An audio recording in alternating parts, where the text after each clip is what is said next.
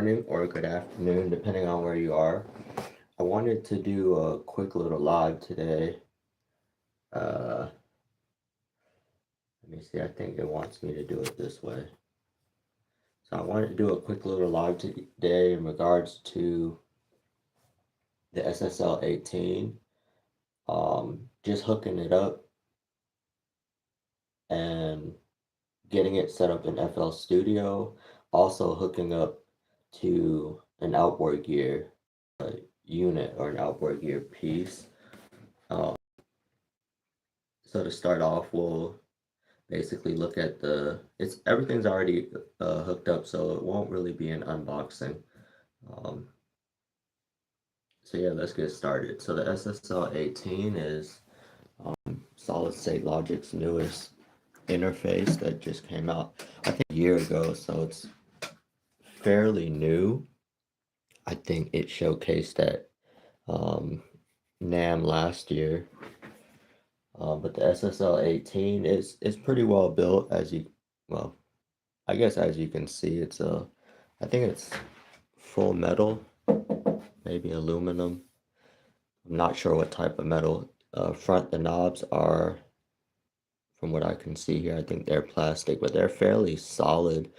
There is some resistance when you turn, so it doesn't feel so flimsy. Um, Kind of like the DBX. The DBX has a good amount of resistance when you're turning the knobs. Um, but yeah, the knobs and the buttons here are all, I would assume, plastic. It is a rack-mounted unit, so you can put this in a rack, which is awesome. Once I get my rack, I'll be installing that with the DBX and what else do I want to put in the rack? I might put the receiver in there if I can fit it in the rack.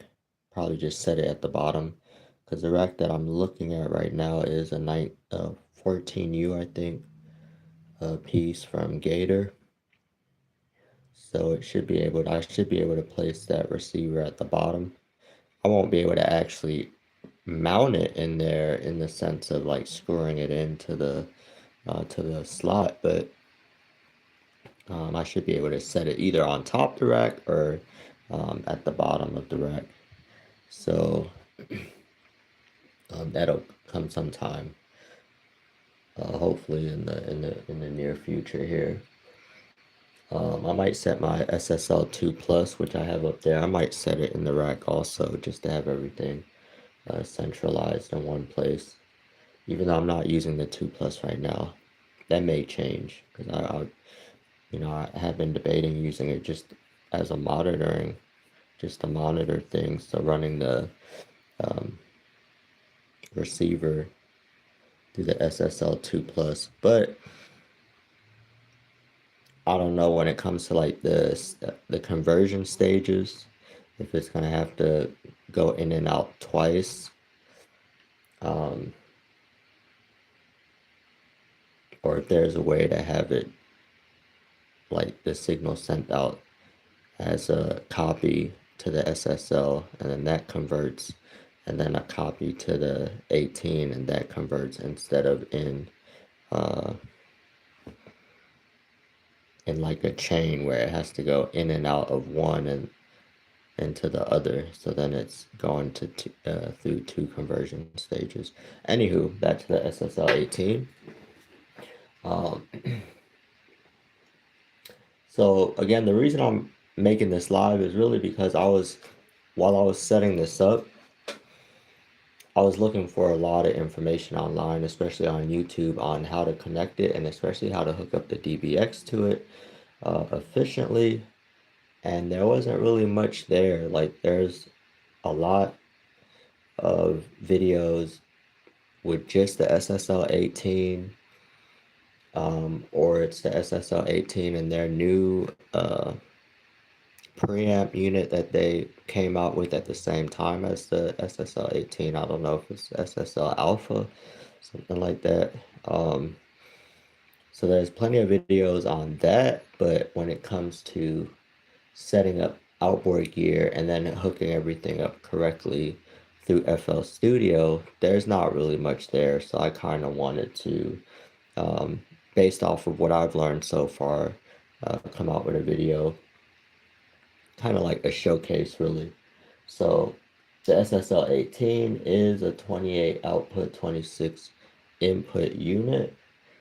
It has two mic line instrument inputs in the front, which is awesome. So if you have a microphone or guitar and you don't want to have to reach out or reach in the back of the unit, you can plug them in directly up front, easily accessible. Boom, it's right there. And of course, all the inputs have phantom power. So if you need to run a condenser mic, you can. And each input also has its own knob here when it comes to the gain staging. So you just press the button to activate it if you're doing it by hand, because you can also do this in the 360 software. But you press the button and then you'll see a light, white light here light up. So light up number 2, you see that white light, number 3, number 4, and so 3 and 4, I have the line, as you can see here, you have plus 48V line, the high pass, and then the 4K, which is kind of like proprietary saturation that SSL has. So the SSL 2 Plus also had a 4K button to activate the saturation there. So they included it in this unit as well. So I have 3 and 4, the line inputs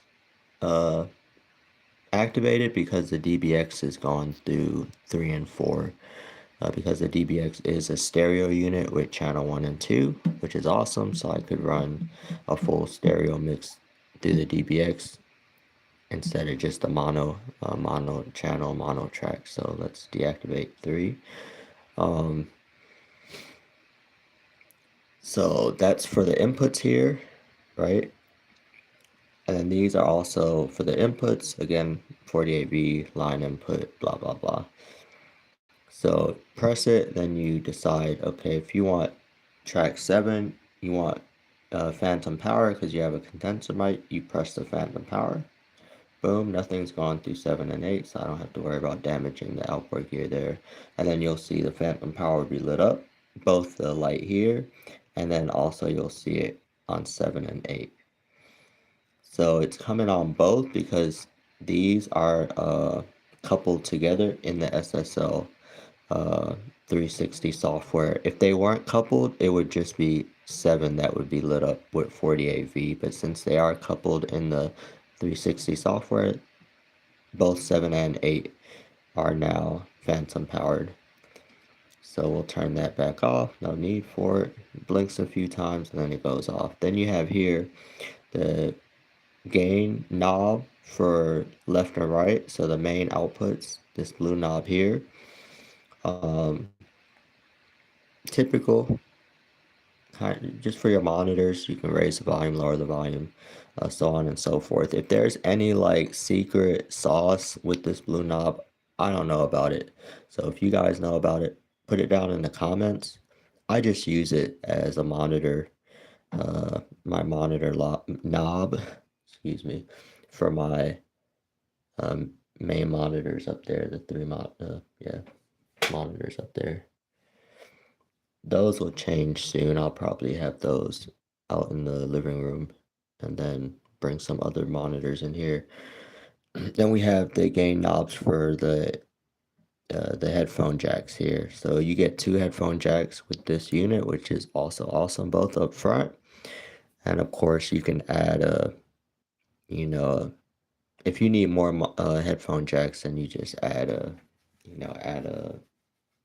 M audio, just more, you can add more inputs with an actual headphone interface. Then under the blue monitor knob, you have your cut, which will, just like it says, it cuts the sound coming out of your monitors. Then you have your alt. So if you have an alt mix that you want to listen to, you press that and it'll go to the alt mix.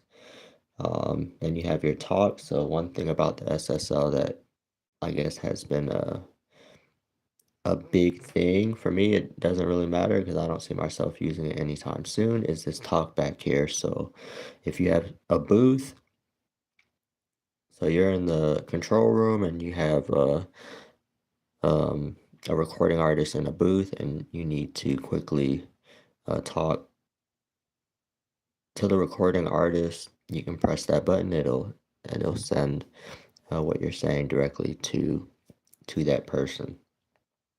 And I think there's a way to add compression to this talkback, which I think is on 9 and 10. You can set it up to come out at 9 and 10, which 9 and 10 doesn't have its own volume knob here. So that's probably something you do with either the headphones or the main blue knob here. Again, I'm fairly new to all this, so I only want to go over the things that me have learned thus far, having this unit now for, I'd say a month, maybe 2 months. So we'll go to the back of the unit now. And as you can see in the back of the unit, I do have a few things already connected. And you have the rest of your inputs here. So from 3 to 8, and then you have the talkback, which is 9 and 10, which just says talkback on it. Excuse me. So right now I have 3 and 4 going, basically set up for my DBX.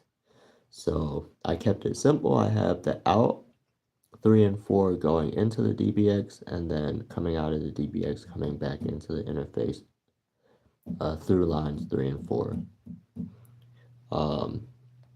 Again, it's a stereo unit, so you'll need the all the cables in order to run the sound through and back in.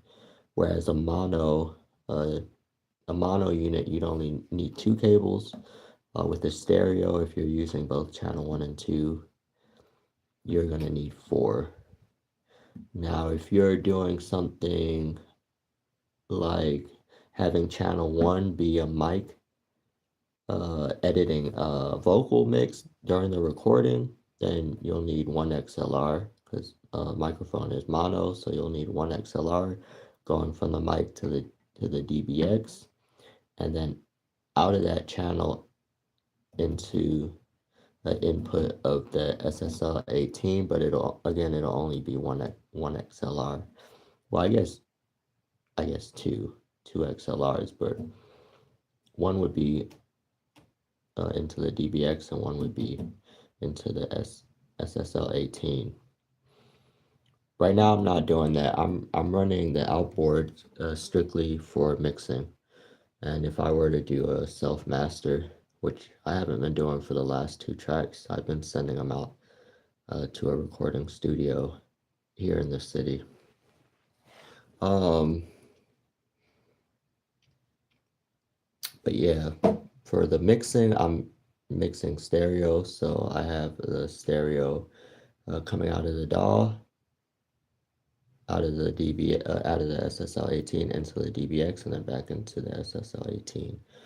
So again, those are the line and XLR inputs, and then you have here your outputs, which are TRS, TS, female inputs here. So you have 8 stereo pairs, or I guess you'd say 4 stereo pairs, 8 inputs, and then you have your talkback or your stereo send, which is 9 and 10. Then you have your ADAT, and you have, I think there's a SPDIF. Yeah, you have SPDIF, and then you have MIDI in and out, and then you have your clock, your clock also. Cool thing about this unit is um, it is powered, so it's not like the SSL 2 Plus where it's just bus powered through the USB.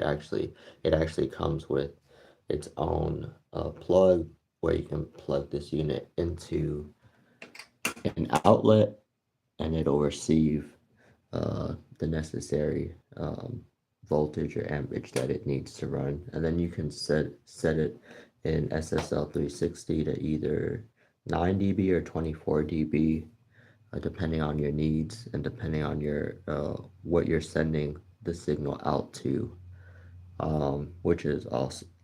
Which is awesome. It's awesome. I don't know much about that yet, but from what I've watched, it has something to do with just what certain outboard units prefer to get signal um, at. So when it comes to like the voltage and stuff. So when you get the unit, first thing I would do after, of course, unboxing and that dopamine hit, you definitely want to just start plugging everything in. If you don't have the SSL 360, I'd go ahead to the website. Right, go ahead to the website and then create an account. I think, yeah, I'm already signed in. Once you create an account, you can go to your account and then go to downloads, and then from there, just look up the necessary drivers that you might need. So not just the driver, right? So it's most likely going to have you download SSL Manager, I think is what it's called. Let me see.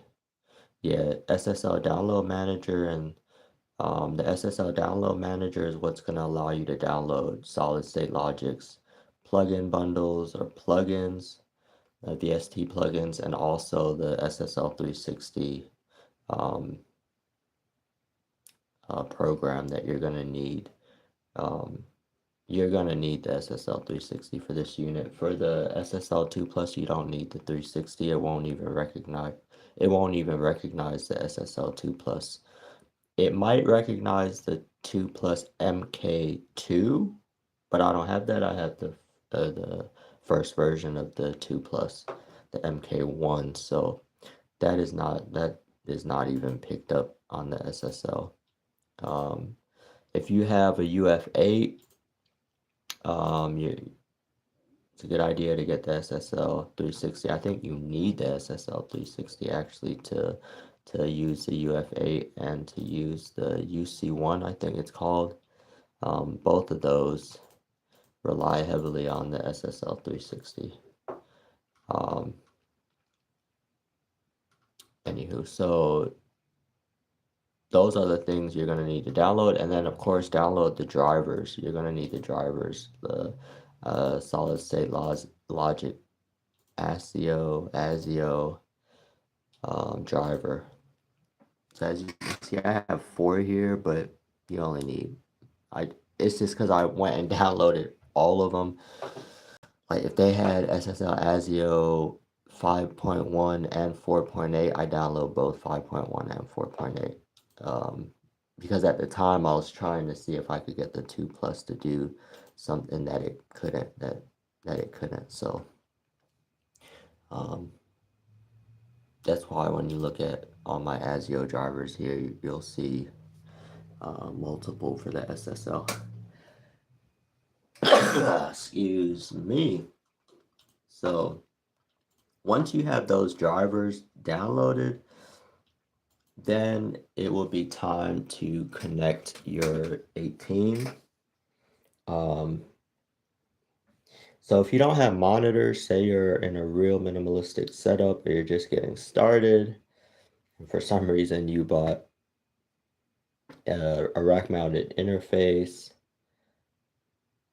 you got your laptop, and then you got headphones, Then it's pretty simple once you have the driver set up. It's really like plug and play. You power it, you plug in the power, and then it comes with two USB ports, I think, or just one. It might come with just one USB-C.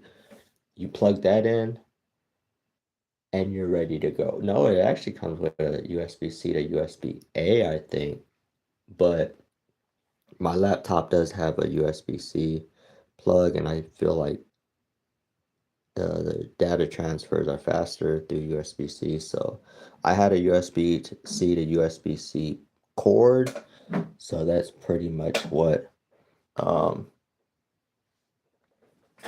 what I chose to connect the SSL 18 to the laptop. So with headphones, connect the USB-C, connect the USB plug into your laptop, connect the power, and then turn it on. One thing we didn't talk about is the power button here, which is up front. We'll demonstrate it here. So that's off, and that's on. Does a little flashy little thing with the LEDs. Just one time going from uh, down to up, and then it's on. And then once it's connected in FL Studio, again, if you just have headphones, you're uh you're pretty much ready to go. So me doing that kind of has my FL acting up. So let me restart FL Studio. Let's open this project, the newest project that I started. So once it's connected, drivers are installed. Of course, you're going to go to audio. Right now, it automated to FL Studio ASIO. Drivers are installed, so you're going to go here, SSL ASIO driver. Select that. Select your buffer here. I just keep mine at 512.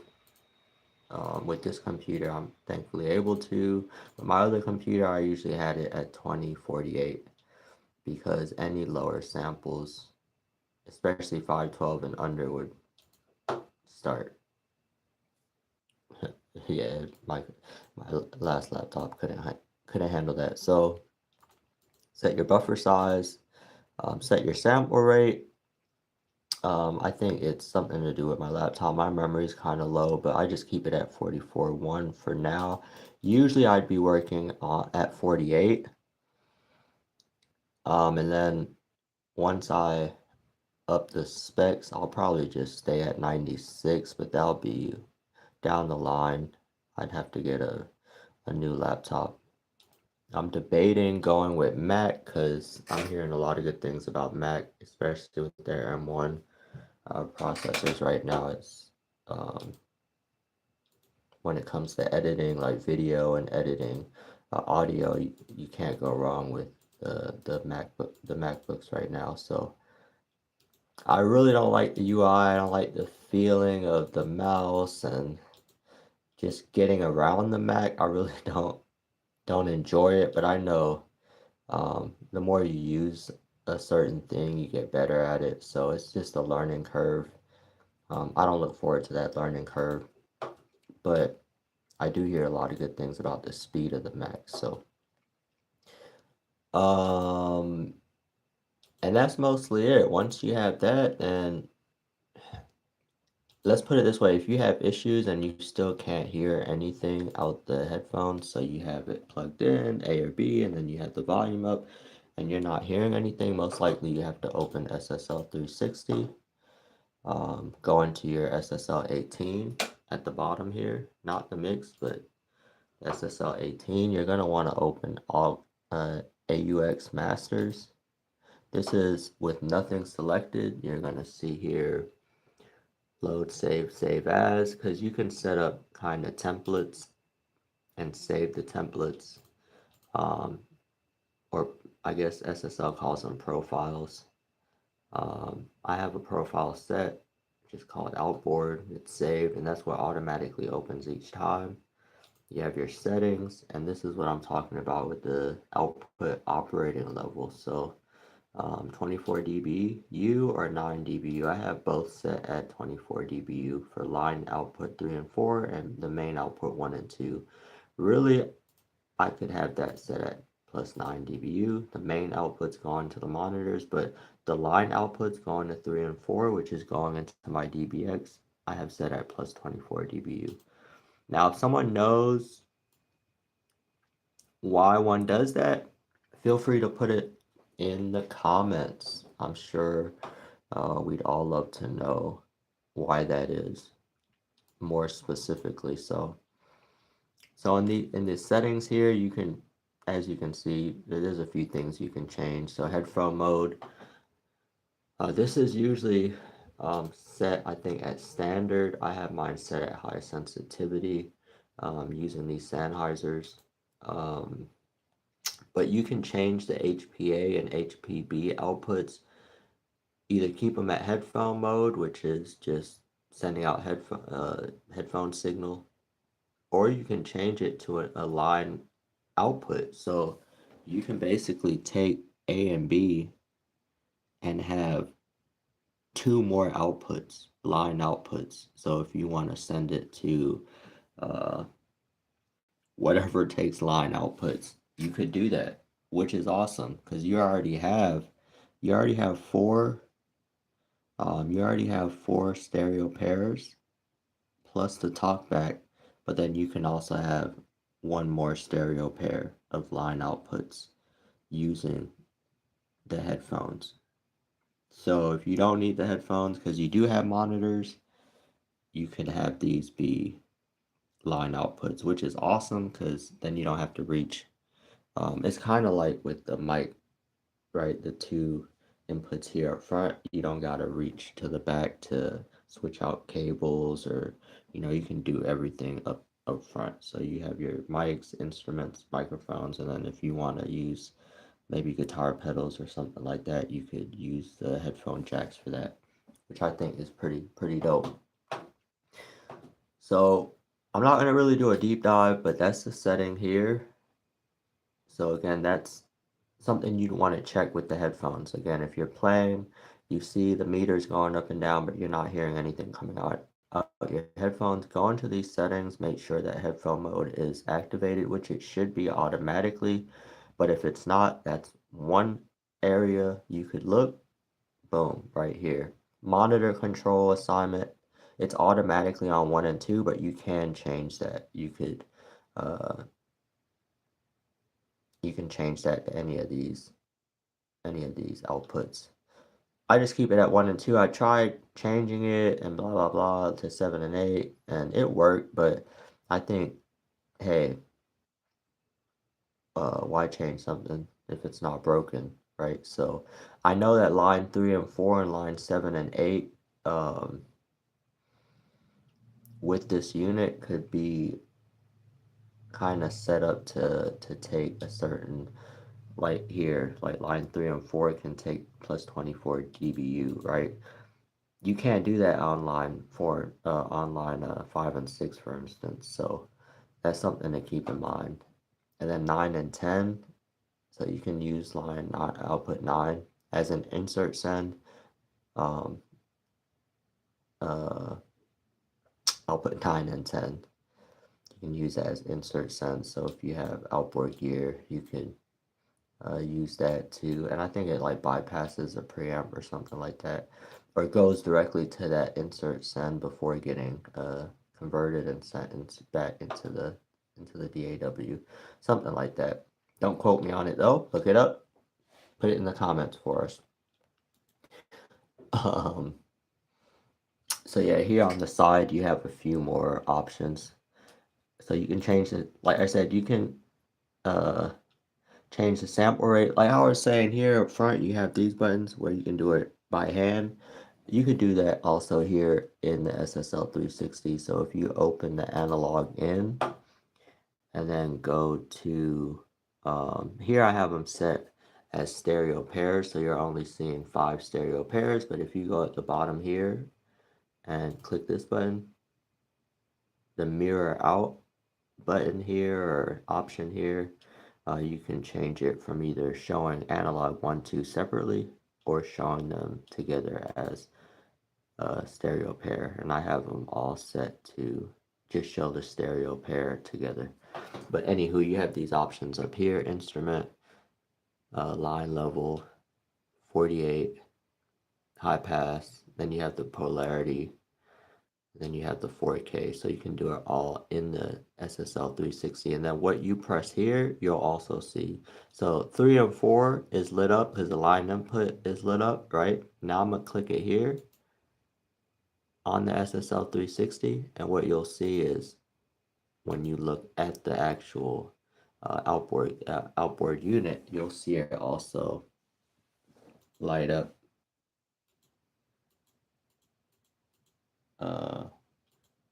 without you actually touching the unit, which is cool because I know that there's like a gear manufacturer, I think they're called West Audio, where they make outboard gear that is also controlled by the actual VST, or the actual virtual UI. Cool, which is awesome. So, which means that it also saves your presets, so you're not having to write down what you have everything at. You can just pull it up virtually and it'll set your unit up how you left it. Cool, which is cool. Now the SSL, the only thing that does that is these options here. So if I were to turn any of these knobs up, or change the gain here, it's not gonna activate these knobs, right? So the only thing that saves is these options here, these 4 options. And then maybe the cut, like if I cut, so I press cut here, it'll show. So these 4 and then these 3 could all be activated or turned off digitally. But the volumes, the knobs, all those you got to do manually. Just FYI. So, anyway, what we were talking about was the headphones. I kind of get on tangents sometimes. So with the headphones, if you're not hearing anything, you want to go to aux masters, and then whichever, if you're using headphone jack A or B, whichever one you got your headphones plugged into, go to, and then make sure you have this clicked on. Follow mix 1 and 2. Because as we said, 1 and 2, output 1 and 2 automatically are set to go out to your monitors, left and right. So if you want a copy of that being sent to your headphones, just click that. And a copy of that mix will get sent to the headphones. And then you should be able to hear. Once you press play, you should be able to hear through those headphones. Now there is a way to also set it up to where you can have a separate mix from the main mix.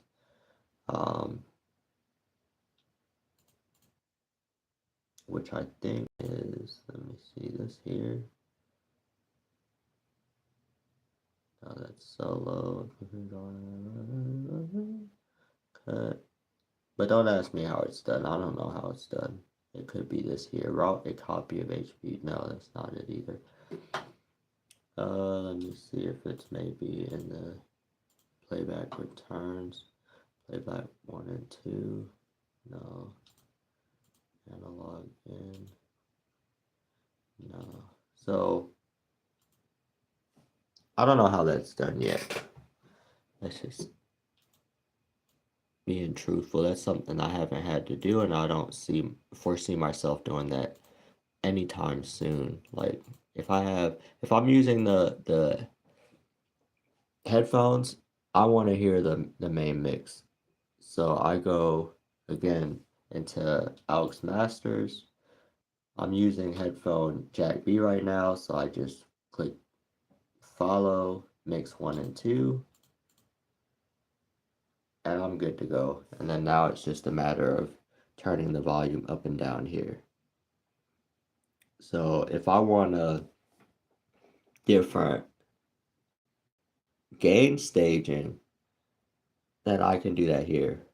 So if the main mix is lower because it's coming out of the monitors because I'm in a different room or something, or it's louder coming out the monitors, but I want it quieter in the headphones, that's what these knobs are for, right? So that's how I'll do it. And then you could also do it here with the faders. Bring the volume up and down. I usually keep these faders at 0 unless if I notice something peaking. Like here, what I was noticing was sometimes it was peaking at one source but wasn't peaking on another, so then I'd have to work on the gain stage, and then that's when I'll start pulling these faders up and down to match, to make sure it's matching at each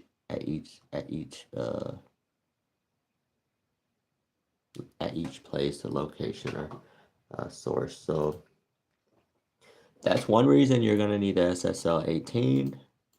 Then you have your playback returns, which you're also going to need when setting up your outboard gear. So that's something I can show you guys now. Let's turn this up a bit.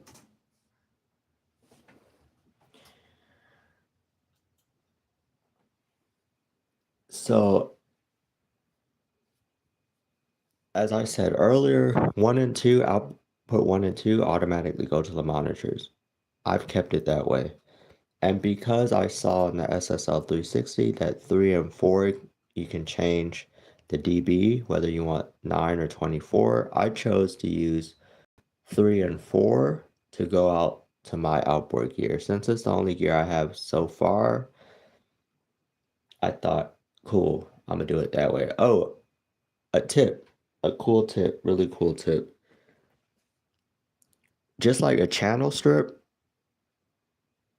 you can use output and input 3 and 4. So you can use one set of inputs and outputs or one mono input and output to string along a multitude of different gear. And then what you do is just go to your bypass and turn each one that you want to use on or each one that you don't want to use off, which is something awesome. I was listening, I forgot which video it was, which podcast it was, but I was listening to a podcast, also an engineer, and they had brought it up and it kind of clicked. They said it in a different way, but they were kind of being cryptic about it.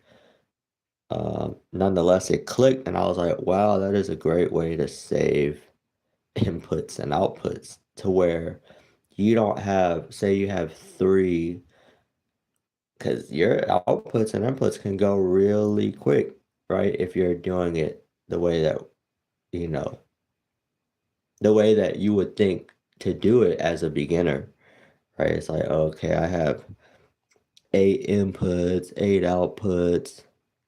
So I have 3 stereo outboard gears, 1 compressor, 1 EQ, 1 limiter. So I'm gonna take 3 stereo pairs to connect all 3 units. If you were to do it that way, you're now down 6 inputs and outputs, so you only have 8. So that only leaves you with 2 for your monitors and you're done, right? But if you plug them in serial, you're saving on those outputs and inputs to where you could have all 3 units coming in and out of one pair of inputs and outputs. And then, like I said, just bypass whichever one you're not using. And then if you want to use all 3, then it's just a matter of in what order, right? So that would be kind of the thing you'd have to think about when plugging them in. Because if you're just using one and you're bypassing the other 2, then the order doesn't matter, right?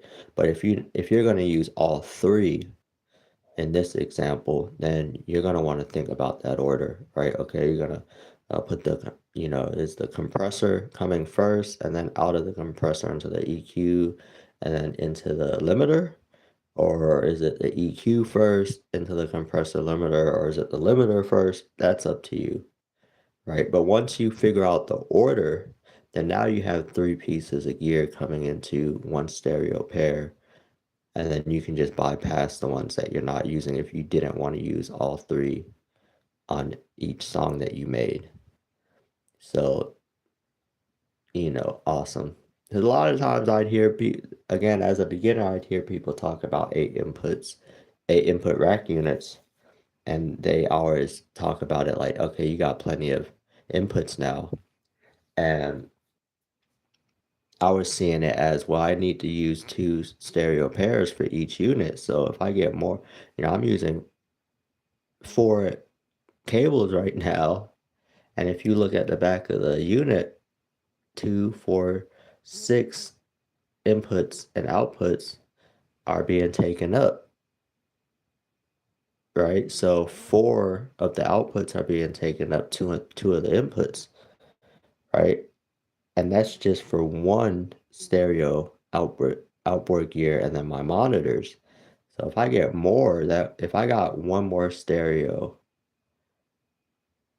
unit, that's another 2 outputs being taken. So that's 6 of the outputs gone. And 4 of the inputs would be gone. Whereas if you're doing it one after the other, what you're basically doing is, if you're doing it in mixing context, you're taking the sound out of the computer, out of the DAW, then signal flow DAW to the interface sends that out of its output into the first unit. So output into input, input to output. So the SSL 18 is taking that signal, sending it out. If it's a stereo, then say out of 3 and 4, like I am doing from the back, and then into channels 1 and 2 of your first unit, right?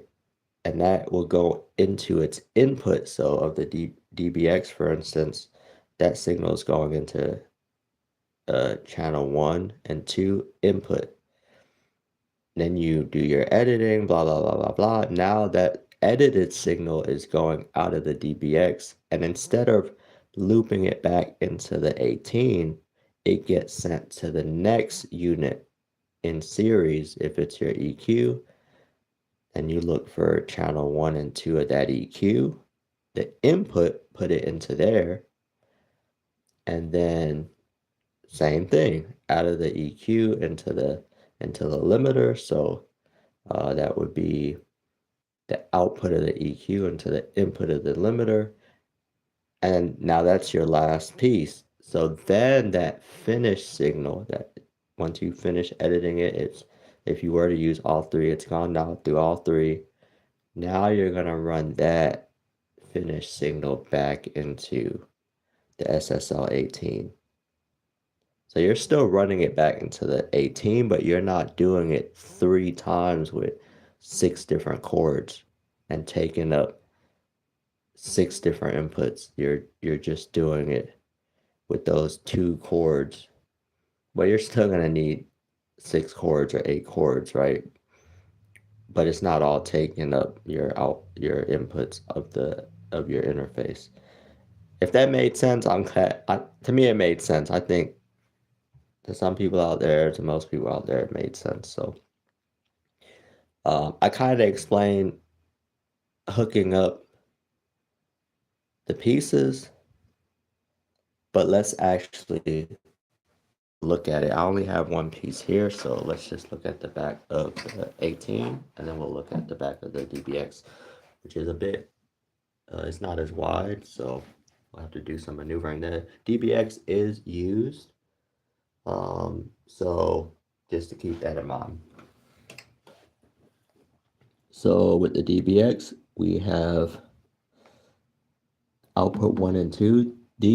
So the signals coming out, 1 and 2 are the monitors. So these are going from the DBX to the monitors, which is actually set to be the receiver. So it's not going directly into those monitors up there. It's actually going down to my receiver, and then the receiver is sending that out to the monitors and to the subs. That's how I have this system set up. Before, when I had the Personas, it would go directly from the SSL 2 Plus to the Personas. Same concept though, except the 2 Plus only had, I think, 4 outputs instead of 26, right? So, or 28. So, output 1, 2 into the input of the receiver, which would be then channels 1 and 2. And if it was going directly to monitors, if you didn't have a receiver in between, then you just make sure that left goes to left, right goes to right. So you look at the back of your, say you have powered monitors, then you look at the back, and then there should be input jacks in the back. Now, whether those jacks are XLR, TRS, or both, that depends on the brand. I think the Personas 3.5s, which is what I came from, those only had TRS, so they didn't have XLR. But I know the more expensive brands have both XLR and TRS. So then it's your choice which cord you get. But say you only have an XLR, then you're going to have to get the right cord, right? Because as you can see, the output of this interface is not XLR, it's TRS. So you're going to have to get TRS to XLR cables. And then most likely those XLRs would have to be, let me think, those are inputs. So yeah, they'd have to be male, I think. TRS male to XLR male, I think. Don't quote me on it. But pay attention to that. You don't want to get the wrong XLR end, because then you're not going to be able to hook it up to your speakers. Now continuing on with the outboard gear. So with the outboard gears, again, same concept, but you are looping it back. So since this isn't recording, you're not going from the mic. So signal flow is important. You hear that a lot, but it's true. It is important. And once you really grasp the concept, then it kind of makes connecting the analog process of connecting a lot easier. Now, when it gets to the software, that's a whole nother set of difficulties figuring that out depending on the software that you have. Focusrite, their software might be easier to understand. I hear tonal mix is kind of complicated from RME. The 360 to me was a bit complicated to grasp, but now it's kind of like, okay, I get it. I get the basics. So anywho, so with the outboard gear, now whether you have mono or stereo, it's kind of the same concept. If you have mono, then you're only going to have one input, one output. Now they might give you different connector types, but say XLR and TRS, but if you use both, you're not going to change the mono to a stereo. It's still going to be mono, right? So it's just giving you the option of, do you want to use XLR or TRS? Both are balanced, so I guess it might come down to what cables you have. But yeah, so you're going to go from, again, I'm using 3 and 4. So as you see here, you have output 3 and 4. 3 is top, bottom is 4. Take the TRS cable, plug that in left and right. Of course, remember which one's which. You're going to run that then down to your outboard gear down here into the input. So the input's here, and this is what I mean by they might give you the option. So this is the input slots, but you can either use XLR or TRS. For this, I'm using TRS for both inputs. So then I don't have to worry about too much.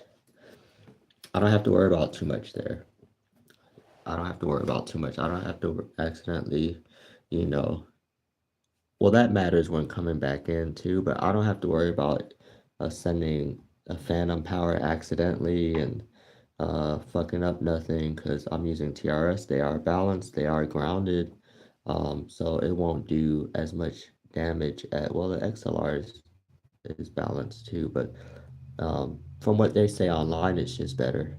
It's just an added form of safety and not fucking up your outboard gear by accidentally sending phantom power to the outboard gear. So I'm using TRS going into the inputs of channel 1 and 2. And as you can see, the silver is my right. So I have that in channel, let me see, channel 2, which I think is right. And well, it really doesn't matter, just because even if you crisscross them, I think you're still gonna hear the signal. It's just gonna be like polarity flip. You can think of it in that way. Because I'm doing a loop back, right? So it's going out of the DBX or out of the SSL into the DBX. It has to come back into the SSL in order to go out to the monitors. So the signal is not going from your outboard gear directly to the monitors. Um, I don't think that's a possibility. It might be. That would be something to test out, like to take the output of the DBX and send it directly to some powered monitors, if that would work. Now, I don't know what the use case scenario would be if that did work. I don't, I guess if you didn't need to do any post editing after running it through your outboard gear, maybe that would be a use case, like just saving inputs to just run it then directly from the outboard gear to the monitors. But in my opinion, if you're doing a loopback and when it comes to exporting the file, I think you want it back into the computer. You want to bring it back into the DAW because that's how you're going to do your final render.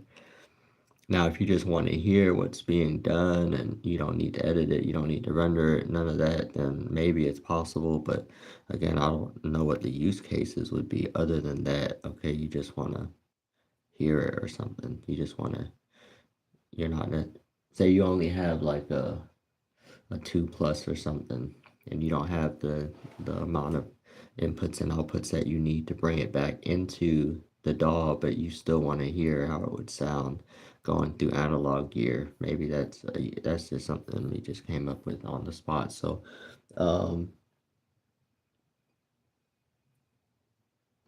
but yeah, again, most likely you're gonna want to run it back into the DAW.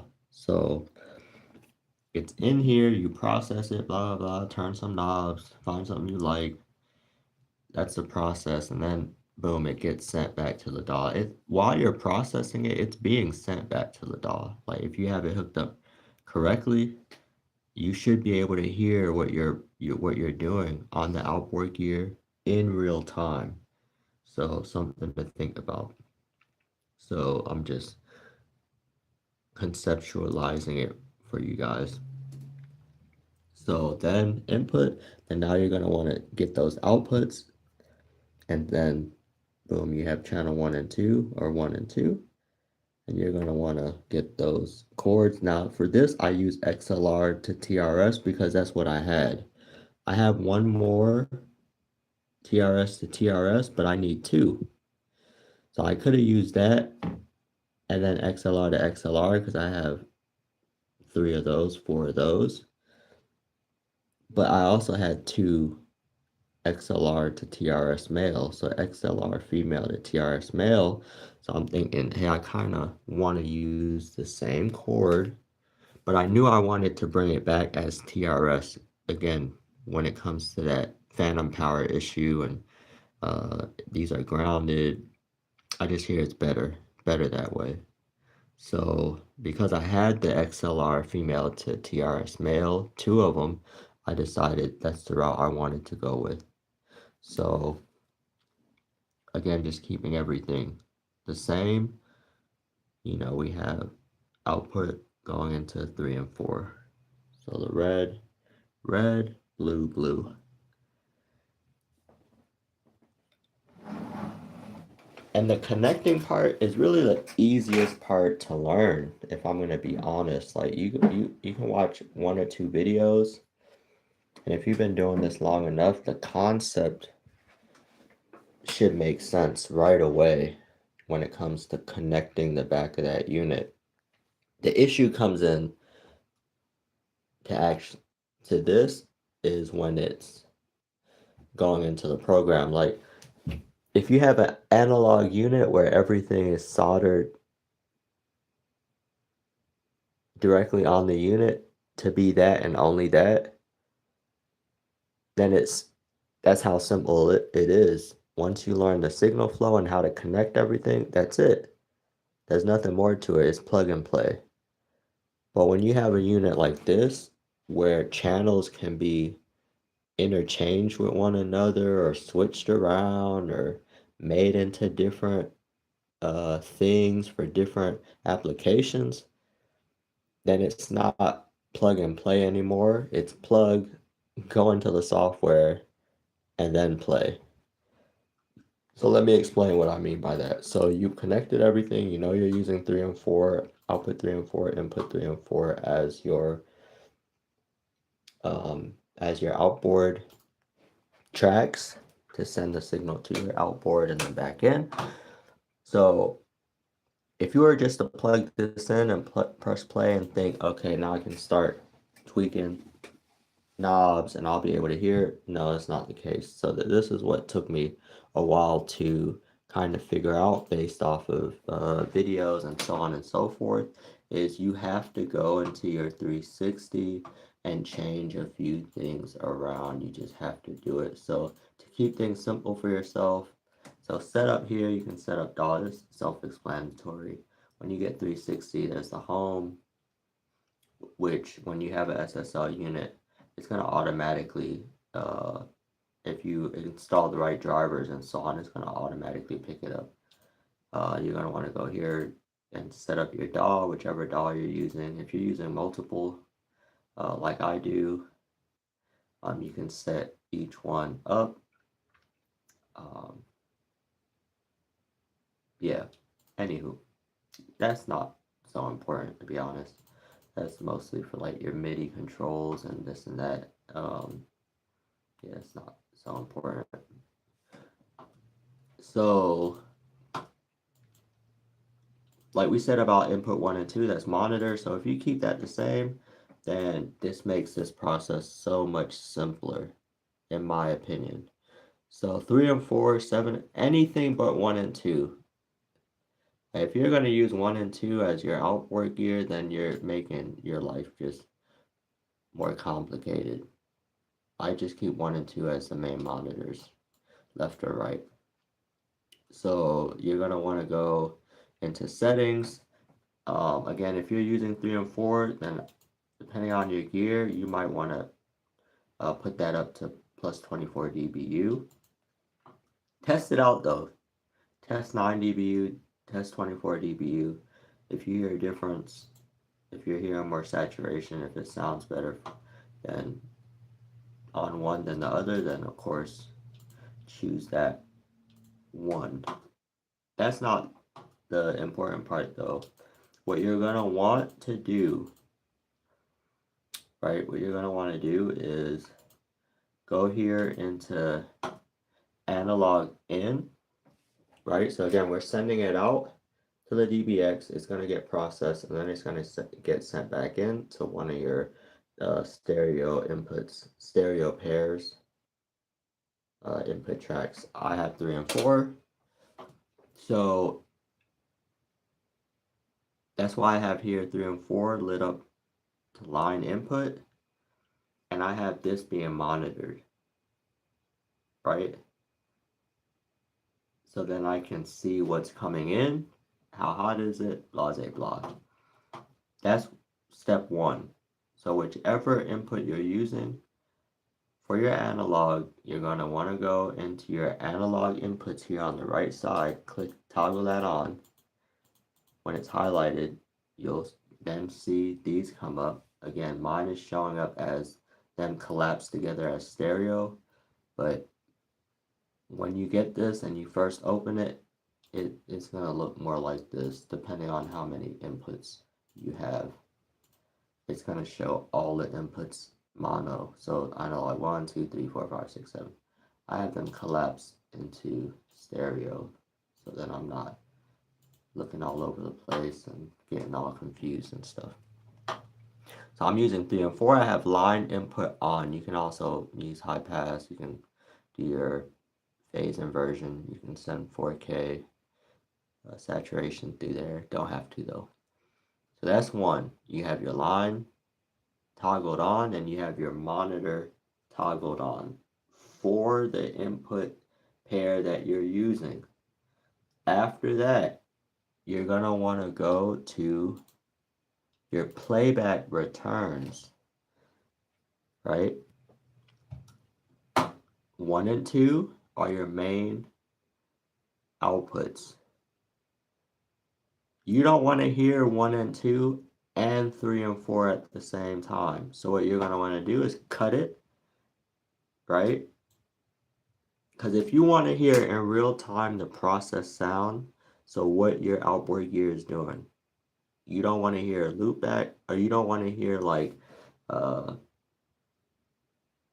you don't want to hear the infinite loopback and 2 signals going at the same time. None of that. You just want to hear the process sound. So cut 1 and 2, because you don't need to hear that at the same time. And then just to be sure, bring the fader all the way down. Something I did. And then you're going to want to go here, line 3 and 4. And you're going to want to turn this up to 0 dB. I have it at 0.9, but usually it'll be completely down like the rest of these here. But you want to send signal to 3 and 4, right? So I have it at, anywho, 0 dB, whatever, 0.7. So now you'll be able to hear the signal. Now you have everything set up correctly. Right here, playback 3 and 4, there's nothing you really have to do here. Those are the only 2 things you got to worry about. If those aren't done, then you're not gonna hear nothing. You're not gonna hear anything. And then here, you have loopback source. I have it set to line 3 and 4, and then 9 and 10 I have set at loopback, but I'm not using 9 and 10 anyway. So the loopback source is what you're looking for. I have it again set at line 3 and 4.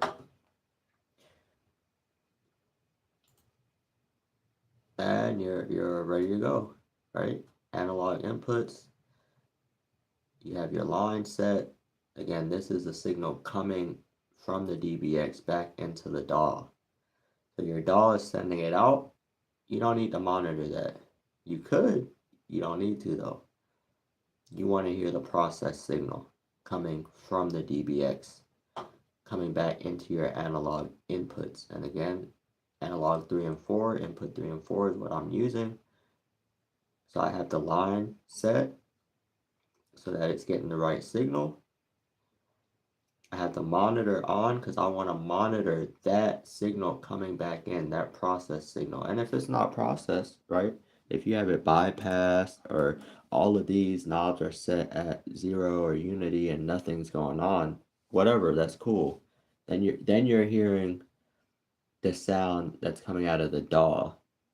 Bro, really when it's bypassed is, because if you don't have it bypassed but everything's at 0 and there might still be some saturation, very subtle going on, right? Because it's still running through the circuits of the DBX. There's just, everything's quote unquote at 0, but again, it's still running through the DBX. Whereas if it's bypassed, I think it just goes straight to the output, right? It goes straight to the output, and it's not running through these series of different edits. Anywho,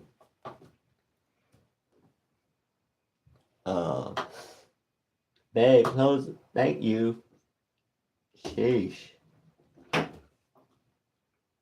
So that's setting up the outboard gear. Once that's set up, then you'll hear the process sound. Before that, you're not gonna hear anything. So as an example, we'll play this. Alrighty, time to have some fun. And you see everything lighting up. It looks like you lost another one. And I'm gonna turn this up a bit. Turn it all the way up. You can also push some gain through the inputs. Little homie on the block like O'Neal, 0.5 on the scale, hitting 650. Trying to hit a lick, trying to run a fast. So right now we're gonna bypass it. Could have been a Kobe. No IV, son looking at hooping like it was the Ivy League. So that's the sound coming from the computer unprocessed because we have it bypassed. So as you can see, it's a bit louder, and that's based off of course, your volume here on YouTube, how you have that set. So you have many gain stage locations where you can set the gain. You have it. You can set it at YouTube. You can go down here, usually on PC, go to this up arrow, click on your volume, and this ain't even all the way up, it's at 59, so this can get much louder. You can set it here, and that's what's coming out of the computer into your SSL or into your interface. Right now, we're speaking specifically about the SSL. So unbypassed. Now, if you're going to gain stage, we're going to unbypass it, and again, it's much quieter. You know, thick skin still bleed, Go to school, baby, please, His uncle steady standing on nothing. Crabs in a barrel, don't know why these niggas keep stunning. You can go straight to the output here. Crabs in a barrel, don't know why these niggas keep stunning. Should've said that twice, maybe thrice, maybe 4 times. When you roll the dice. And then gain stage it to sound, yeah, basically to be gain stage, so it sounds exactly as loud as what's coming in. So then when you do start editing, you're not kind of, I guess how they put it, not fooling yourself, which makes sense, right? Because if what's coming in is quieter than what's going out, then you might automatically think what's coming out sounds better, but that's just because it's louder, so automatically you think it sounds better, unless if it's just so distorted that you clearly can tell it doesn't sound better. But usually if it's louder, there is that illusion that, oh, you feel it does sound better. So what's advised is that you just you gain stage it to sound exactly the same. So even if you're running compression, you're running a bit of saturation, just gain stage it to where if you bypass it on and off, that the volume doesn't jump extremely. Like if you, especially at first, let's put it that way, gain stage it to sound exactly the same. And once you've gotten what you wanted from the compressor, from the saturation, from the gate, then maybe drive the sound if you want it to be a bit louder, right? Then do it, but don't get it louder and then bypass and think, oh yeah, the louder one sounds better, because most likely it that might not be the case. So just another tip. So now let's play with the DBX so you can actually, you've already heard the output, so you know it's running through. Like if you were turning the output on like higher and lower and you weren't hearing nothing, or then you know either A, the plug, what you plugged in, how you plugged it in isn't correct. But again, most likely, if you've been doing this even for a few months, the plugging in is the easy part. It's the software that's the hard part. Now, again, if you have an SSL 2 Plus, something like that, where it's soldered in series, nothing can change digitally. And once you plugged it in, it's ready to go. That's how the SSL 2 Plus was, because I had the DBX plugged up to the 2 Plus, and it was ready to go. I didn't have to do anything in the software. I just had to make sure the correct ASIO was plugged, and that was it. But with rack units like this, especially, I think, yeah, especially the 9-inch rack units, yeah, you're gonna have to go into the software. But yeah, let's play with it a bit, and then that'll be it for this video. I don't know how long we've been here, but that's the SSL 18 for you, SSL 18 and FL Studio. Before we go, we'll go into FL Studio, check a few things out, because when it comes to routing in FL Studio, that might be maybe a bit complicated, but even that seems simpler than the SSL 360. Like that seemed to make sense. Yeah, let's say plugging it in is easy. Routing in FL Studio is intermediate, and then SSL 360, figuring that out is like hard intermediate. But let's play with it, then we'll go into FL Studio, and then that'll be the video for you guys. Alrighty, time to have some fun. So right now I have it coupled. So both the left and right are being edited and compressed the same. Little homie on the block like O'Neal, 0.5 on the scale, hitting 650. Trying to hit a lip, trying to run a fast break, keep putting shots. As you see, gain reduction, that means the compressor is working. I have it at 2.1. Now it's being compressed a lot. I have the over easy button on. It's kind of like a soft knee. Should have said that twice, maybe thrice, maybe 4 times. When you roll now it's not being compressed. A little bit. You see the dot, the red.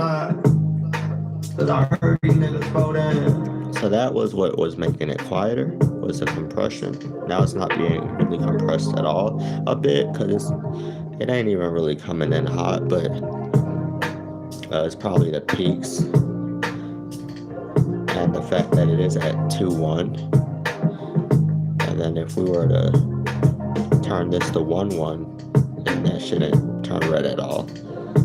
So there's no compression happening right now at all. So now we turn the threshold back down and then turn the ratio back up. Now it's being compressed again. About 6 dB of compression.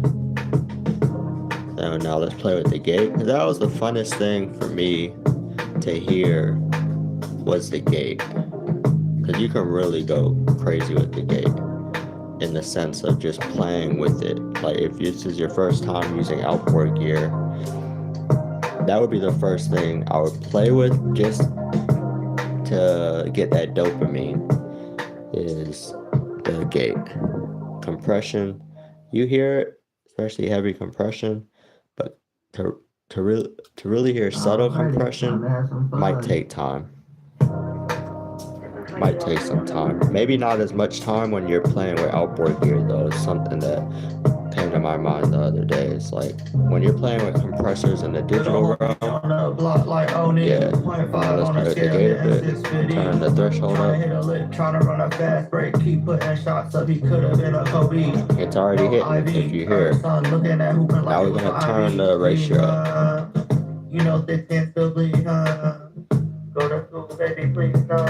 Now what's fun about it, why I say play with that first, is that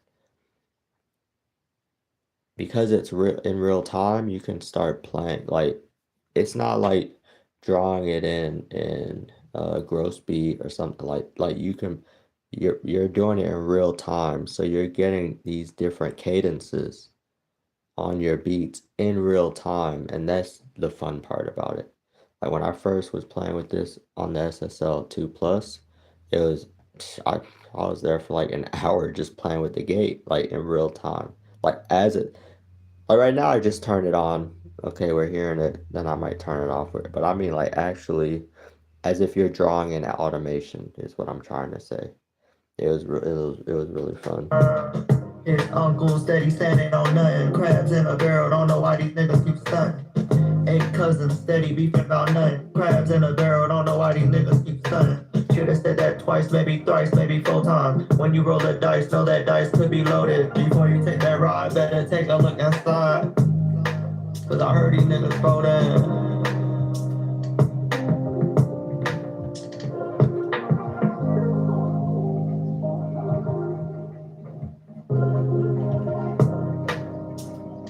Now let's turn the OB easy off.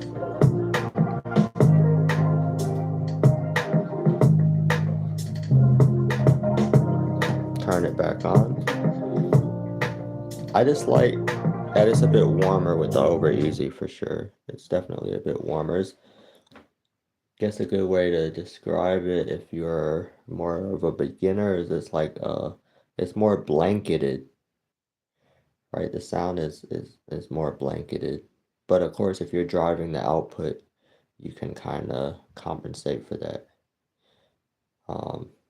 So far I've had the over easy on. I've had the knee on more than off. Me prefer that sound when it comes to using the DBX. So now let's go into FL Studio, because there you'd want to do an FL Studio also. So MIDI, let's not talk about MIDI really. So you have the driver selected, you have your buffer and your sample rate. I have this at 64. If you can put it at 512, put it at 512. Of course, your info, always make sure you got the metadata. But this beat is a perfect beat to kind of demonstrate this because I have nothing routed on this beat. Well, I have, let me rephrase that. I don't have the outboard gear routed. So if you go into your DAW, specifically FL Studio, and you want to use this, or do I have it routed? Because it is, let me check real quick.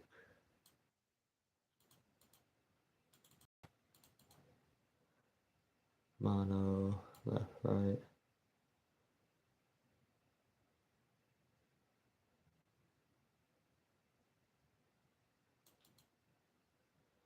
Mono, left, right. Let me check down here. Let's go in mono, left, right.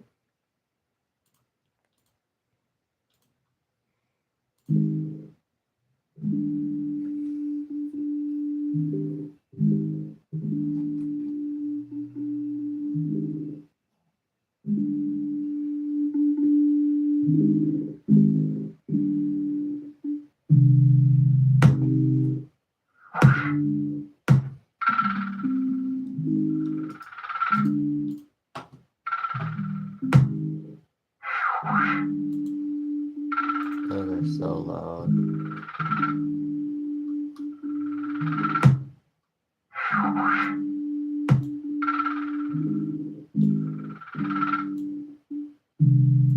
But again, I just started this beat, so there's a lot that needs to be done on this beat. Anywho, so let's just go to what we're trying to do here. So I'm going to set these. I kind of like them out of the way.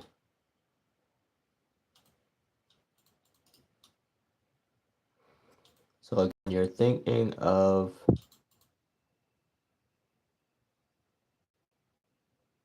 input to output, output to input. Just memorize that. Input to output, output to input. That'll help a lot. That's why probably this gate is freaking making this thing so jerky. Yeah, of course. I don't like how long the notes are holding either though, so I might just have to go to the piano change that up. So, same concept, right? In FL Studio, all of these usually are, unless if you have a template, all of these are usually set up to go automatically out through the master, and then the master is set up to go to your main, usually left or right, or 1 and 2, depending on the interface. We're talking about the 18. So the 18 automatically names 1 and 2 as left and right because 1 and 2 are automatically set to go out to your monitor left and right, unless if you change it up. So when you look here, it's always going to say left and right. That's what the driver has named the main output going to your monitors. Monitor left and right. Now, that's not the issue. That can stay the same. What we're trying to do is run sound to the DBX to edit that sound and then bring it back in. So what you're going to want to do is, if you're going to send your whole mix and you want to mix the whole song, then usually what I do, usually I have a bus set up also. So let's set another one up. So we're going to dock it to the left this time. Usually I have all my buses to the left, my effects to the right. So say this bus here is now the group bus for all the instruments. No particular color. Everything's going through the master. So instead of going to the master, since that's going to be my monitor mix, or my going out to my main monitors, I don't want to use the master. I want to use a separate bus, so then I can group everything in that bus and then send that to my outboard gear. So you're going to want to send everything there. And then what I tend to do, because what you could do now is take this off the master, and then you're going to want to go here to the bottom. This arrow at the bottom here usually says none. And you're going to want to send that to whatever your outboard gear is plugged to. Mine is plugged to 3 and 4, in and out. So I don't have to second guess, oh, is it 7 and 8? Is it? No. Since it's coming in at 3 and 4, I want it going out at 3 and 4. So just to keep things simple, boom. Now it's going out to 3 and 4. But now you want to get that back in. So the reason I put these docked to the right is usually I would send this because it's a bus. I would usually edit this bus on the bus with my virtual instruments or my virtual effects, right? And then I'd send that affected signal, if it is, like say it's EQ'd and compressed digitally, like just kind of like a premix, then I'd send that to a separate track.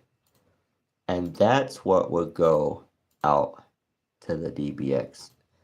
But you could also have it to where you just send it directly out from that main track. I think I was looking here the whole time. My bad, guys. So again, this is red. This is a bus. It's receiving all the tracks that are here in this beat right now. So let's take this off the master. So right now you're hearing it here, or you're seeing it light up. Everything is being sent to this as a bus. Now, again, what we could do now that I have the camera facing it, we can go here, set it to go out to the 3 and 4. And you see, DBX is lighting up. But you're not hearing, let me take this down because this is not set to a track. Some of these aren't set to a track, so I'm going to take all these percussion that aren't set to a track off. That's just going to get confusing. So we're seeing it here light up. We have it set out to 3 and 4 because that's what's going to my outboard gear. So now you're going to see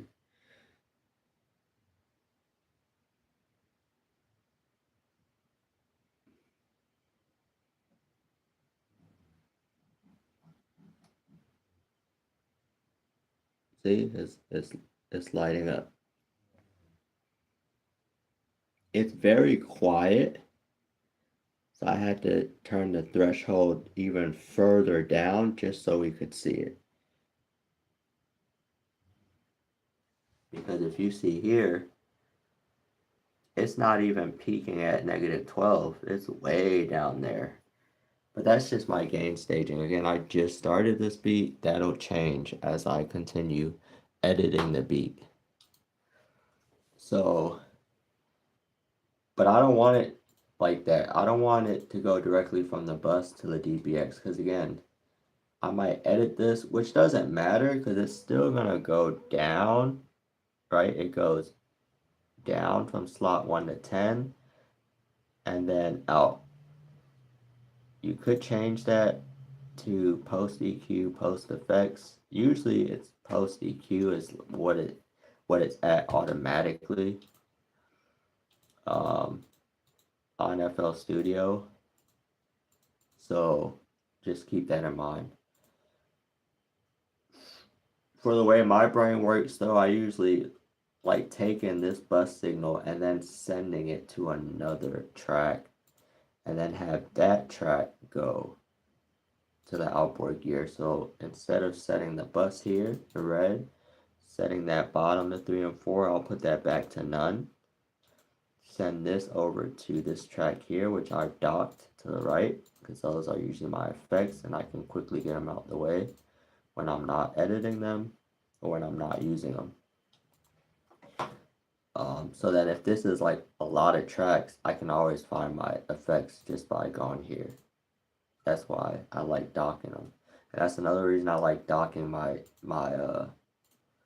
buses, my groups, because same thing. If there's a lot of individual tracks here and I'm scrolling to find them, I don't want to scroll to find my buses. I just want to dock them, click here, they're docked, they're ready to go.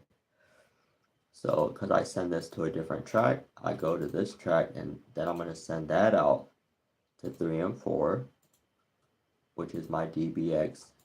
Then that's the send. Then you're going to want the return. You're going to want to go back up here and you're looking for analog 3 and 4 stereo, because that's what this unit is. It's stereo. If it was mono, then you'll just go to the mono and then click whichever input you're using. But this is a stereo outboard unit, so 3 and 4 coming back in, and then that's routed to the master. Boom.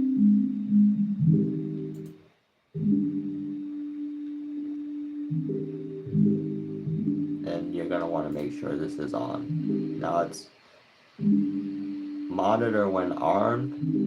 We want it just to be on. So now you're hearing in real time the outboard gear.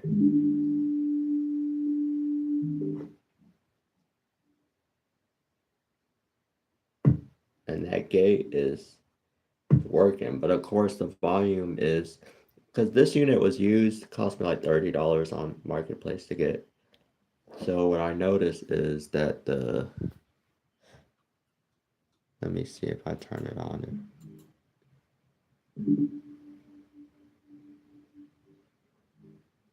See how you're still hearing, depending on how loud this peaks, even if the gate is all the way clamped, some sound is still coming through. So I don't know if I gotta fix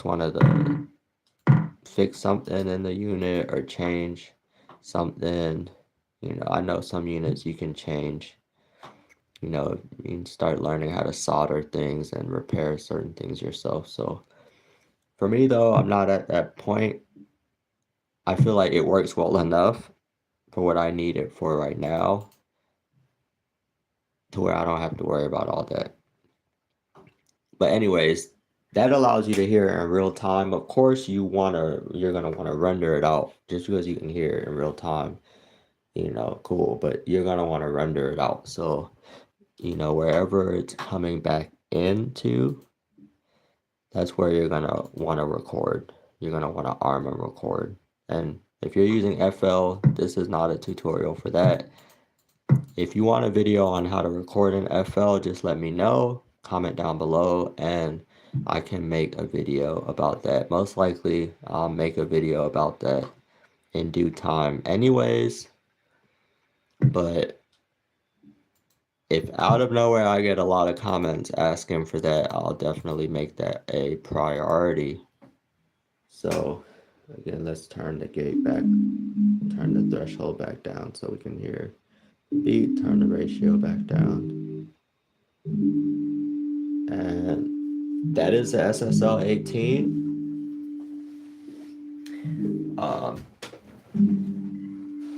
That's the SSL 18 and the DBX. So connecting the SSL 18 to outboard gear, in particular the DBX, because that's the outboard gear I have, but it's the same concept. It is definitely the same concept. Doesn't matter if you have a UAD unit, if you have a warm audio unit, same concept. Input to output, output to input. The only difference is, say you have a different interface, then the UI, so SSL 360 is the program that comes with the SSL 18, whereas, RME has a whole different unit. It's tonal mix. Focusrite has a different program. I don't even know what Focusrite's program is called, but the point is the setup might be different then. The setup might be different, so that's something to keep in mind. But when it comes to plugging in the unit, plugging in your interface, plugging in your outboard gear to the interface, and vice versa, that's the same. That's the same. It's output to input, input to output. Think of the signal flow. So signal flow, if you're doing it like me, I'm not recording vocals. If I record vocals, it's going to be recorded through the phone. And then I'm going to drop that from the phone to the computer, drag it into FL Studio or Reaper or Luna. Those are kind of like the three that I kind of want to stick to at this moment. And then start editing it that way. Whereas if I had a mic, then I could use the outboard gear a bit differently by actually using the preamp as a preamp, by actually using the channel strip as a preamp and kind of like a premix to where I can get a little bit of compression going in, and then that just leaves less work to do in the box. That's basically the point. You get the analog feel, and then you have less work to do in the box. Is how me see it. When it comes to recording now, because I'm not recording, we're just doing loop back. So we're producing the beat and then we're looping it out and then back in. It just makes the process more fun. And as you get used to it, it's probably going to make it faster. And then you get those different sounds. You get the analog vibe from running it through analog gear, running it through those circuits. So definitely something to keep about. This video is specifically about the SSL 18 and the DBX 266 XL. You can change out the outboard gear. Setup would be the same. if you change out the interface, setup might not be the same. Just something to keep in mind. That plugging in will be the same, but the setup in the DAW or in the software for the interface might be different. It might not though. You'd be surprised. Kind of the same concept, but you know, you got to look around and find where everything is in the settings. So that definitely will be different. So to recap what we gone over today, we talked about the SSL 18. We talked about just the interface itself. We talked about plugging in outboard gear to the interface. And we talked about setting everything up in FL Studio, setting everything up on your PC.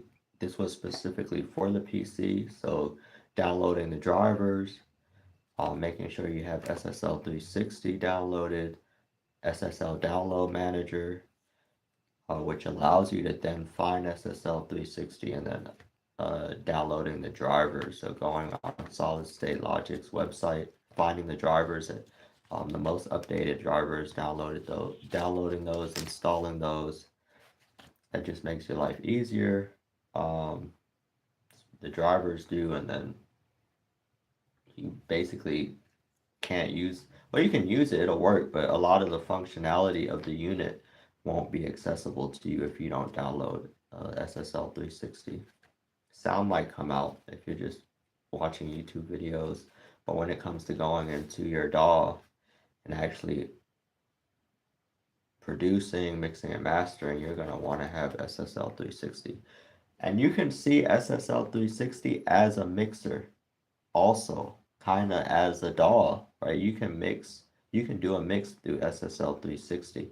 I don't know if it'll let you record and actually render out like a DAW would.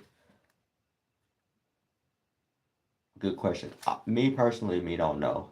So if you know, let us know. So let's go back over kind of a few things with the SSL 360, some notes that I took down. So 28 outputs, 26 total inputs. So that's ADAT, analog, SPDIF, and MIDI. And you have your clock.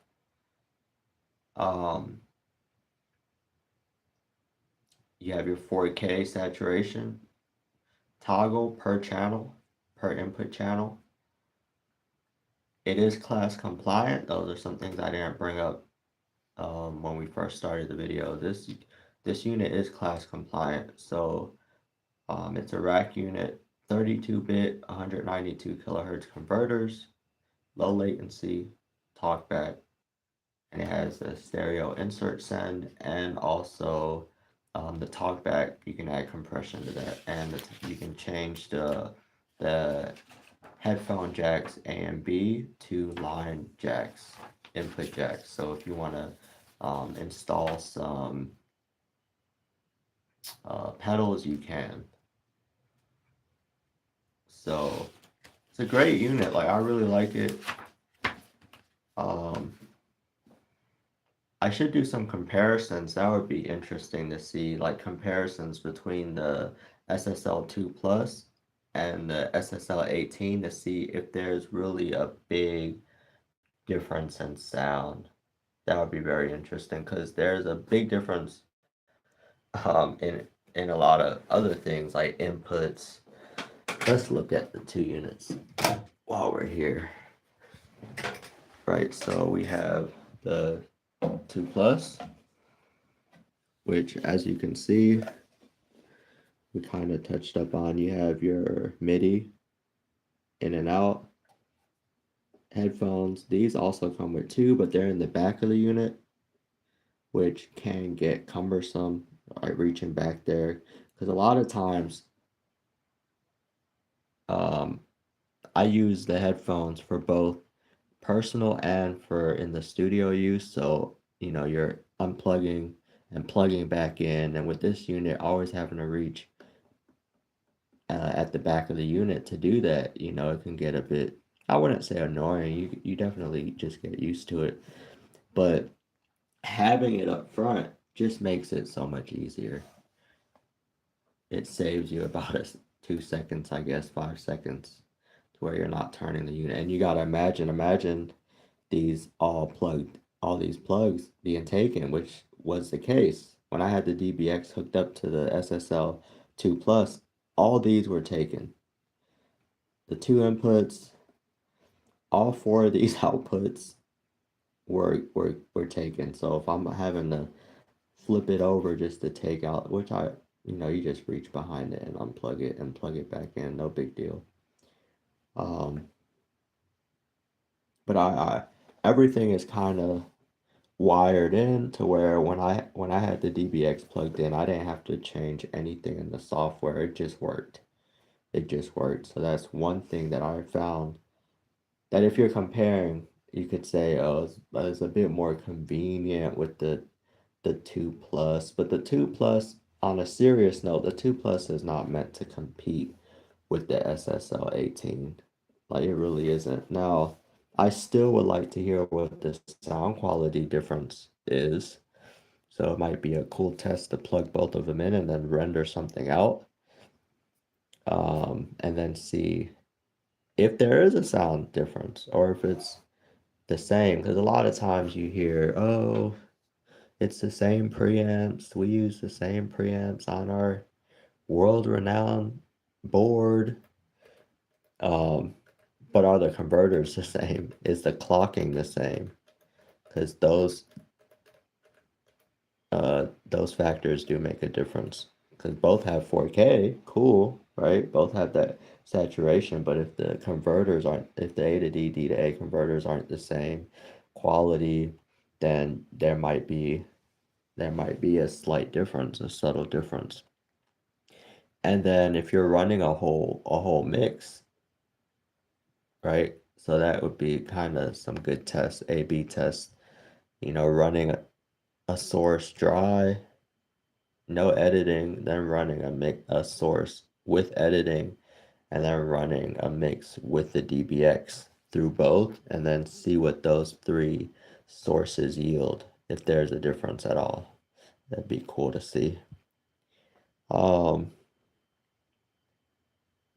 and then it's kind of subjective anyways, right? So even if there's a slight difference and your ears are able to pick it up, it's going to be up to that individual to decide what they like more. And most likely, if you're spending 3, 4, 5 times the amount for one unit than the other,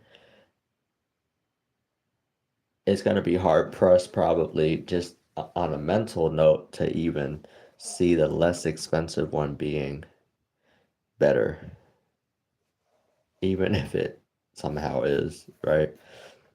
But I don't think that's the case. I think the SSL 18, from my experiences with it thus far, is far superior to the 2 Plus. I still want to keep the 2 Plus. I've had this for a minute. It's gotten me a lot of uh it's been with me for a while, about 2 years now. So I ran a lot of sound through this, a lot of YouTube videos through this, a lot of songs through this, and it's portable. It's sturdy. Like, this thing weighs, it's not like flimsy. It doesn't weigh just half a pound. Like, it actually weighs a considerable amount, probably 4 pounds, maybe 3 pounds. So it feels sturdy and it's not huge. It looks like this will definitely be my portable rig till I get an Army babyface, of course, because I think the converters and the Army babyface are a lot better than the 2 Plus. Maybe not a lot better, but most likely better, because I think the Army babyface is also class compliant. Um, yeah, and it has also a lot more um, inputs and outputs on the babyface, to where you can expand it Whereas this unit, there you can't expand this unit. These are the outputs and inputs you're getting, and that's it. That's all she wrote. Whereas the baby face, I think, comes with ADAT and SPDIF, so you can expand it. And it's, I think, a lot smaller than the SSL. Because even if I turn it this way, I think the baby face is slimmer. So it's even more portable. But yep, that was it for this video. Hope you guys learned something. Hope you guys, for those that don't have a rack mounted unit, don't have this unit, maybe you heard something that inspired you to go and at least test this unit out. Go look at it. Go listen to it, because that's the most important thing, is hearing how it sounds, if it fits what you're looking for. Because I've been doing research a while, and if you guys were here for that, yeah, I was actually wanting to go with the Focusrite Claret at first, the Octo, not the preamp, but the actual interface, because they do have two versions of the Claret. One's just a preamp with 8 inputs, and then one's an actual interface. I was wanting to go with the interface, and I did a lot of research. I've been doing research for a few months, maybe even a few years, to be honest, on the different interfaces, and for the price range that I could afford, I was thinking, okay, cool, go with the Claret. I like the color. I do like the sound. I think Devon did a video where he was doing like a comparison between his interface. What I didn't like about the video is he didn't include the RME. I wanted to hear the RME because I think he had gotten the RME UFX3, and I wanted to hear that in the comparison, but he had the UAD, first gen and second gen, the Focusrite, and I think the Focusrite Claret and the Focusrite 8i12 or whatnot, the version below the Claret, because Claret has 3 tiers. They have the regular 8, I, 12, 16, or whatnot. Then they have the Claret series, and then they have the Rednet, which is their big boy units.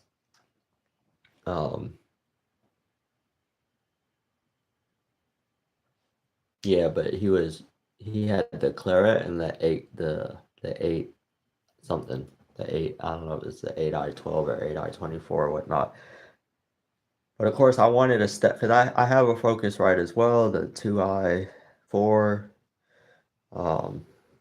which I left with my mom, but that unit I had for about 2 years, also 2-3 years. I kept that unit, but it's with my mom, so she was gonna send it over, but then I got the 2 Plus, so I just told her she could just keep it with her. And I've been SSL since. But again, I like the color of the Claret. I really like the sound. When I was hearing Devon do his shootout, it sounded warmer to me compared to the UAD, and the price ranges, of course, the UADs, they start at like two plus. So to me, that's a lot of money. Like when you can get an RME for the same price. So, or maybe 1,000 more if you're going for the UFX3, but in which case I would probably go with the RME. Now, again, to each their own. I'm sure they're both just as good, and at the end of the day, it's going to come down to the mix anyways. So if it sounds, brittle in one instance, you can always mix it to sound warmer, or you can run it through analog gear to make it sound warmer. because at those prices, the conversion is good on all of them. It's good on all of them. Now, the reliability of the company and blah, blah, blah, that, you do your research. You go to Guitar Center, Sweetwater, Sam Ash, listen to the units if they have them on display. Yeah, just do your research, and whichever unit gravitates to you, whichever sound you like more, that's what you should go with, because it's gonna ultimately come down to the mix. Because at these price ranges, the conversion is pretty good, and then sure there might be better. The question is, are you even gonna be able to hear it or not? In that video, I was able to hear a difference between the units. And again, the UADs just sounded a bit more brutal to me. Like the high end, I didn't like the high end. It wasn't like, to my ears, I didn't like it. It was too bright for me. And the claret just felt warm from what he was running through it. But yep, that's it. But I didn't go with the claret. As you can see, I went with the SSL 18. So something about this caught my eye more than the claret. So that's why I went with this. And I'm already in the SSL kind of ecosystem, so I didn't have to download much more other than the 360 and so on. And at a certain point, you get multiple interfaces anyways, because you might get more gear, blah blah blah. So you need more inputs and outputs, and then you can start kind of going with multiple different vendors, different companies, and then you know getting those different sound profiles. Alrighty, peace.